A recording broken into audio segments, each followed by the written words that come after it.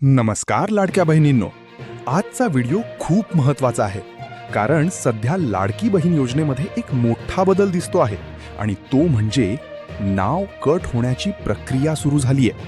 मित्रांनो, अनेक ठिकाणी अशी माहिती समोर येते की सरकार आता लिस्ट क्लीन करत आहे. म्हणजे चुकीच्या लोकांना रिमूव्ह केलं जात आहे, डुप्लिकेट एंट्रीज डिलीट होत आहेत, इनकम्प्लीट डेटा असलेल्यांना होल्ड केलं जात आहे. मित्रांनो, म्हणूनच काही लोक म्हणत आहेत, आमचं नाव आधी होतं आता दिसत नाही. हा एरर नाही, हा फिल्टरिंग प्रोसेस आहे. मित्रांनो, सिस्टम आता स्ट्रिक्ट झाला आहे. पहिले काय होतं, नाव टाकलं आणि फायदा मिळाला.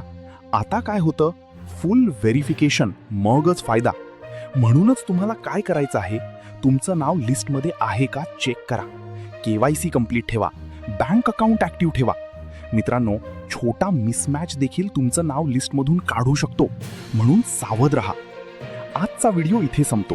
लक्षात ठेवा, लिस्टमध्ये राहायचं असेल तर डेटा परफेक्ट ठेवा.